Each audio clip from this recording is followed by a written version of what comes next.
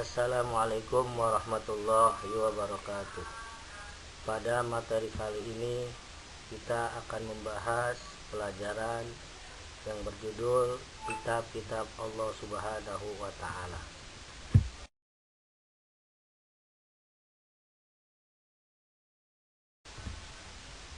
Sebagaimana kita telah ketahui bahwa Allah Subhanahu wa Ta'ala tidak hanya menurunkan kitab suci Al-Quran, melainkan Allah Subhanahu wa Ta'ala menurunkan kitab Taurat, Zabur, Injil, dan juga Al-Quran.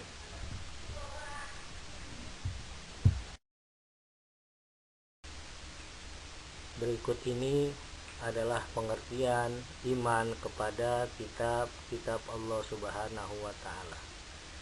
Iman kepada kitab-kitab Allah Subhanahu wa Ta'ala ialah percaya atau meyakini dengan sepenuh hati bahwasanya Allah Subhanahu wa Ta'ala telah menurunkan kitab-kitabnya kepada para rasulnya. Ajaran yang terdapat dalam kitab tersebut disampaikan kepada umat manusia sebagai pedoman hidup agar dapat meraih kebahagiaan di dunia dan di akhirat.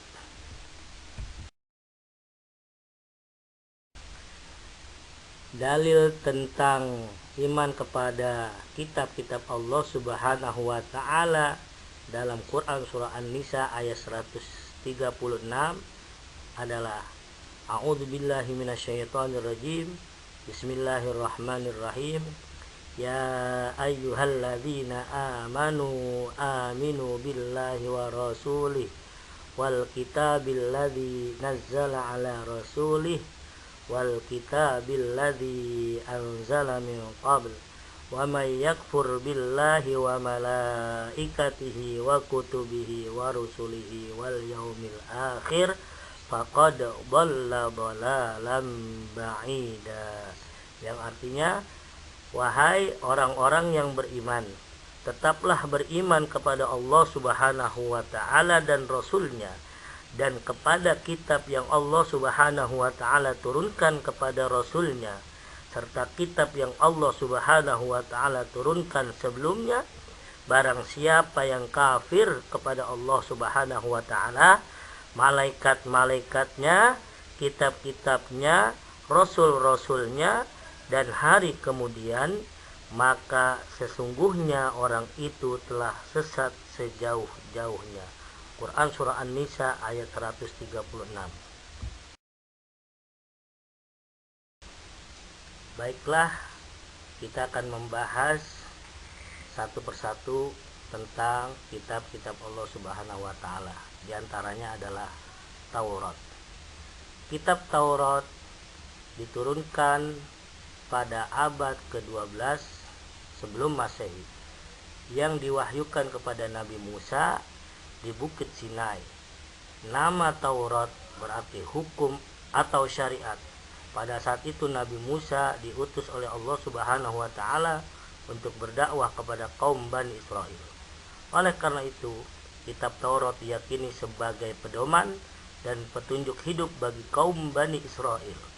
Bahasa yang digunakan dalam kitab Taurat ialah bahasa Ibrani.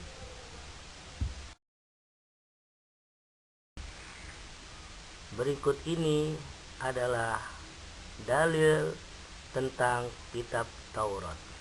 Allah Subhanahu wa Ta'ala telah berfirman dalam Quran surah Al-Mu'minun ayat 49. A'udzu billahi minasyaitonir rajim. Bismillahirrahmanirrahim. Walaqad atayna Musal kitaba la'allahum yahtadun. Yang artinya, dan sungguh telah kami anugerahi kepada Musa kitab Taurat agar mereka kaum Bani Israel mendapat petunjuk. Quran surah Al-Mu'minun ayat 49. Berikut ini adalah pokok-pokok ajaran kitab Taurat. Di antaranya adalah yang pertama, perintah untuk mengesahkan Allah Subhanahu wa Ta'ala. Yang kedua adalah larangan menyembah patung atau berhala. Yang ketiga adalah larangan menyebut nama Allah Subhanahu wa taala dengan sia-sia. Yang keempat adalah perintah menyucikan hari Sabtu. Yang kelima adalah perintah menghormati kedua orang tua. Yang keenam adalah larangan membunuh sesama manusia. Yang ketujuh adalah larangan berbuat zina. Yang kedelapan adalah larangan mengambil hak orang lain. Yang kesembilan adalah larangan menjadi saksi palsu. Yang kesepuluh adalah larangan mencuri. Itulah pokok-pokok ajaran kitab Taurat. Kitab yang kedua yang telah diturunkan oleh Allah Subhanahu wa taala adalah kitab Zabur. Kitab Zabur diturunkan pada abad ke-10 sebelum Masehi, yang diwahyukan kepada Nabi Daud untuk bangsa Bani Israel atau umat Yahudi di daerah Yerusalem. Adapun kitab Zabur ini ditulis dengan bahasa Kibti. Berikut ini adalah dalil tentang kitab Zabur. Allah Subhanahu wa taala telah berfirman di dalam Al-Qur'anul Karim, surah Al-Isra ayat 55. A'udzu billahi minasyaitonir rajim. Bismillahirrahmanirrahim. Wa rabbuka a'lamu biman fis samawati wal ardh wa laqad faddalna ba'dhan nabiyyina 'ala ba'din wa ataina Dawuda zabura. Yang artinya, dan Tuhanmu lebih mengetahui siapa yang di langit dan di bumi, dan sungguh kami telah memberikan kelebihan kepada sebagian nabi-nabi atas sebagian yang lain, dan kami berikan Zabur kepada Daud.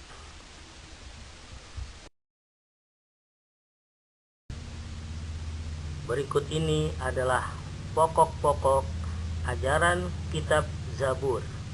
Yang pertama adalah mengajarkan tentang ibadah, tentunya ibadah kepada Allah Subhanahu wa taala. Yang kedua, berisi sajak keagamaan. Yang ketiga, ratapan doa individu. Yang keempat, ratapan doa jamaah. Yang kelima, nyanyian untuk raja. Yang keenam, nyanyian kebaktian untuk Tuhan. Yang ketujuh, nyanyian syukur. Yang kedelapan, berupa syair diubah menjadi nyanyian gereja. Yang kesembilan, doa-doa.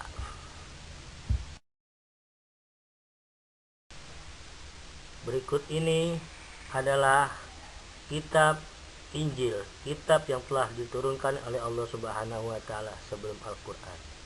Kitab Injil adalah diturunkan kepada Nabi Isa pada permulaan abad 1 Masehi. Kitab Injil diwahyukan di daerah Yerusalem. Kitab Injil ini pada awalnya ditulis menggunakan bahasa Suryani. Kitab ini menjadi pedoman bagi kaum Nabi Isa alaihissalam, yakni kaum Nasrani.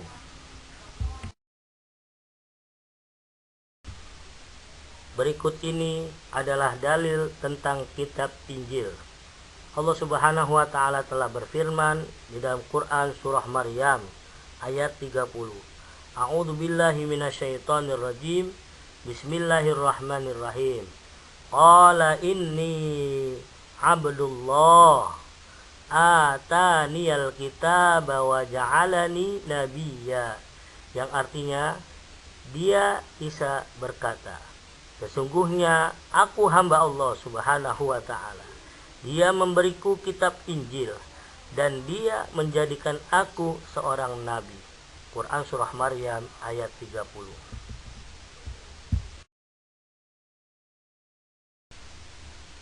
Berikut ini adalah pokok-pokok ajaran kitab Injil. Yang pertama adalah perintah untuk kembali mengesahkan Allah Subhanahu wa taala. Yang kedua, membenarkan keberadaan kitab Taurat. Yang ketiga, menghapus beberapa hukum dalam kitab Taurat yang tidak lagi sesuai dengan perkembangan zaman. Yang keempat, menjelaskan bahwa kelak akan datang kembali Rasul setelah Nabi Isa alaihissalam, yaitu Nabi Muhammad sallallahu alaihi wasallam. Pembahasan yang terakhir adalah kitab suci Al-Quran. Kitab suci Al-Quran diturunkan pada abad ke-7 Masehi, kurun waktu tahun 611 sampai 632 Masehi. Al-Quran diturunkan oleh Allah Subhanahu wa taala kepada nabi dan rasul yang terakhir, yaitu Nabi Muhammad sallallahu alaihi wasallam. Kitab suci Al-Quran diturunkan sebagai penyempurna dan membenarkan kitab-kitab sebelumnya. Berikut ini adalah dalil tentang kitab suci Al-Quran. Allah Subhanahu wa taala telah berfirman di dalam Quran surah Al-Maidah ayat 48. A'udzu billahi minasyaitonir rajim. Bismillahirrahmanirrahim. Wa anzalna ilaikal kitaba bil haqqi musaddiqan lima baina yadayhi minal kitab wa muhaiminan alaihi fahkum bainahum bima anzalallah wa la tattabi' ahwa'ahum amma ja'aka minal haqq. Shadaqallahul azim. Yang artinya, dan kami telah menurunkan kitab Al-Quran kepadamu Muhammad dengan membawa kebenaran yang membenarkan kitab-kitab yang diturunkan sebelumnya dan menjaganya. Maka putuskanlah perkara mereka menurut apa yang diturunkan Allah Subhanahu wa taala, dan janganlah engkau mengikuti keinginan mereka dengan meninggalkan kebenaran yang telah datang kepadamu. Quran surah Al-Maidah ayat 48. Berikut ini adalah kandungan isi kitab suci Al-Quran. Yang pertama adalah tauhid.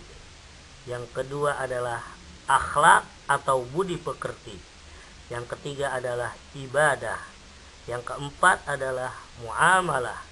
Yang kelima adalah tarikh atau sejarah. Berikut ini adalah Al-Quran sebagai kitab suci umat Islam.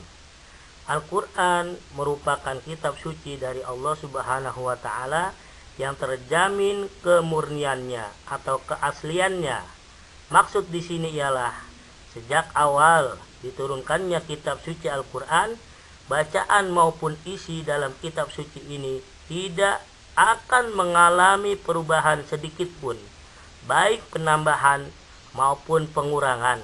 Sedangkan kitab-kitab sebelumnya pada zaman ini banyak sekali mengalami perubahan.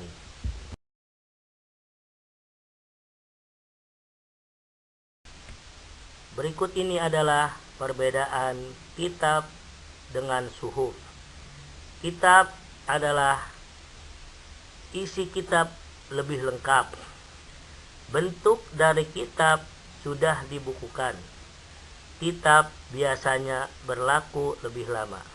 Sedangkan suhuf adalah ada sebagian hukum yang tidak tercantum, masih berbentuk lembaran yang terpisah, sifatnya pun sementara.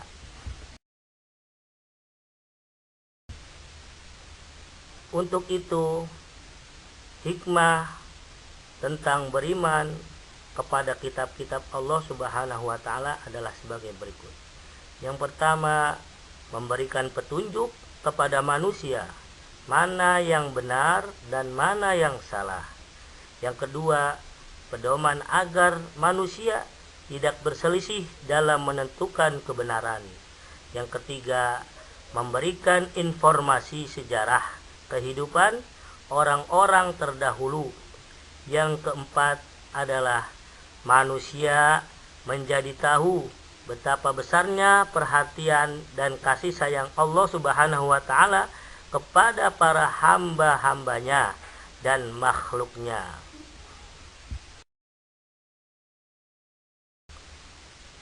Yang kelima adalah manusia yang beriman akan dapat mengetahui dan membedakan mana yang baik dan mana yang buruk. Yang keenam adalah hati manusia menjadi lebih tentram dan menambah ilmu pengetahuan. Yang ketujuh adalah memiliki sikap toleransi yang tinggi karena kitab-kitab Allah Subhanahu wa taala memberikan penjelasan tentang penanaman sikap toleransi. Yang kedelapan adalah meningkatkan kesabaran dalam menerima cobaan, ujian, dan musibah, serta selalu bersyukur atas nikmat dan anugerah yang telah diberikan oleh Allah Subhanahu wa taala.